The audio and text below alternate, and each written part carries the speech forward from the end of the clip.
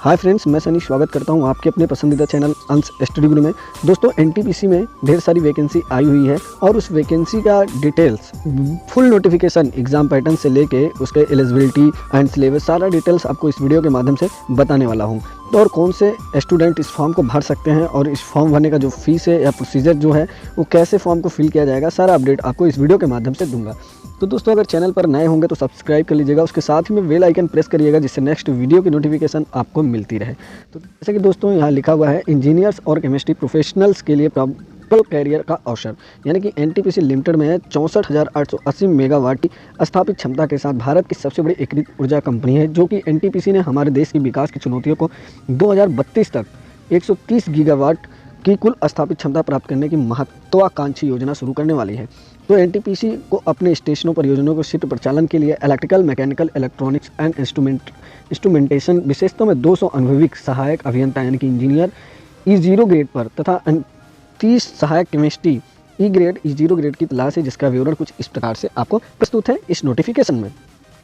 तो अभियंता के लिए, आपको इंजीनियर के लिए जो पद है वह लिखा क्या है, मान्यता प्राप्त विश्वविद्यालय संस्थान न्यूनतम 60% अंकों के साथ PWD उम्मीदवारों को उत्तीर्ण अंक, electrical, mechanical, electronics, instrumentation engineering degree.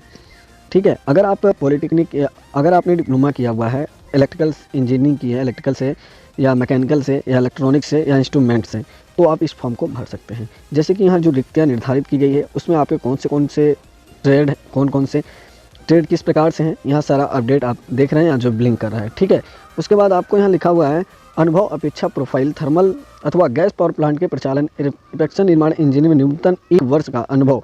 कहने का मतलब ये, आप किसी भी थर्मल पावर प्लांट में या गैस पावर प्लांट में या ऑपरेशन या मेंटेनेंस या इरेक्शन निर्माण में इंजीनियर के रूप में 1 वर्ष का आपके पास अनुभव सर्टिफिकेट होना जरूरी है।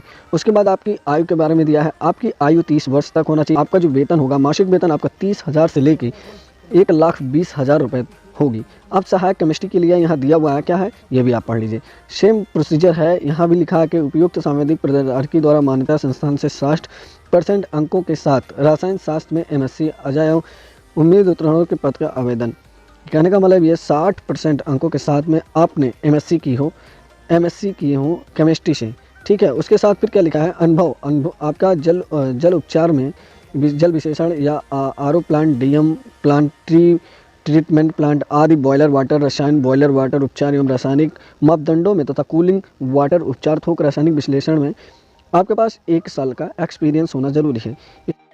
आपकी स्टार्टिंग वेतन दोस्तों 30,000 से लेकर 1,20,000 तक होगी। ठीक है, उसके बाद रिक्तियाँ दी हुई है, इलेक्ट्रिकल के टोटल 90 रिक्तियाँ हैं, मैकेनिकल के 70 और इलेक्ट्रॉनिक्स इंस्ट्रूमेंटेशन के 40 हैं, सहायक केमिस्ट्री के 30 हैं।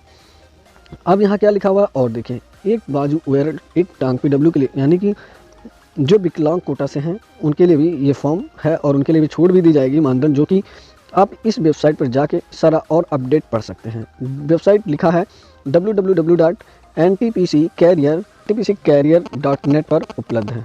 यहाँ कुछ शर्त लिखे हुए हैं, शर्त आप देख सकते हैं। नंबर 1, केवल भारतीय नागरिक ही आवेदन करने के पात्र हैं। नंबर 2, सभी अर्हताओं भारत में मान्यता एवं अनुमोदित विश्वविद्यालय को संस्थानों से होनी चाहिए, यानी कि किसी विश्वविद्यालय से आप पढ़े हों। आपका जो इसमें आपको कोई भी छूट, किसी भी प्रकार का छूट नहीं दिया जाएगा। आपका जो पद है, इंजीनियरिंग के रूप में जो पद है, उनका अनुभव गणना केवल उक्त तिथि से आगे ही की जाएगी, यानी कि जब आपने क्वालिफिकेशन कंप्लीट किया है उसके बाद अगर आप जॉब किए हैं तो आपकी 1 साल की एक्सपीरियंस मानी जाएगी।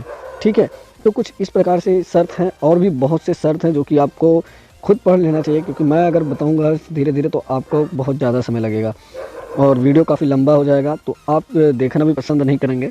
इसलिए मैं आपको कुछ ही चीज़ों के बारे में बता दिया जो इम्पोर्टेंट है, तो और भी बाकी चीज़ें आप पढ़ लीजिएगा। आवेदन कैसे करना है, सबसे बढ़िया प्रोसीजर ये मैं बता दूं, और आवेदन का लास्ट डेट कब है सबसे पहले तो ये बता देते हैं। सबसे पहले मैं आपको बता दूं कि आवेदन पंजीकरण जो आरंभ होने की तिथि है वह 24 फरवरी से स्टार्ट हो चुकी है, और आवेदन करने की जो लास्ट डेट है वो है 10 मार्च, यानी कि 10 मार्च तक आप इस फॉर्म को भर सकते हैं। एनटीपीसी का 10 मार्च तक आप इस फॉर्म को भर सकते हैं। और अप्लाई आप फॉर्म को कैसे करेंगे, यहाँ जैसा कि आपको देख रहे होंगे, यहाँ लिखा है आवेदन कैसे करें। इच्छुक उम्मीदवारों को आवेदन करने के लिए हमारी वेबसाइट, यानी कि हमारी वेबसाइट पे नहीं, एनटीपीसी के जो अपना कुछ पर्सनल वेबसाइट है उस वेबसाइट पर विजिट करें और अनुभाग पर लॉग ऑन करना, यानी कि लॉगिन करना चाहिए। आवेदन का कोई अन्य तरीका भी स्वीकार नहीं किया जाएगा, यहाँ साफ साफ लिखा हुआ है। अब कौन सी वेबसाइट पे आप लॉगिन करेंगे ये भी आप जान लीजिए। यहाँ लिखा है www.ntpc.co.in पर कैरियर अनुभाग पर लॉग इन करना होगा। ठीक है, अगर आपको और उम्मीदवारों की एक ईमेल आईडी हो, आपके पास कोई एक ईमेल आईडी है जो एनटीपीसी उम्मीदवारों को प्रेषित किसी भी ईमेल को वापस लौटाने के लिए जिम्मेदार नहीं होगी।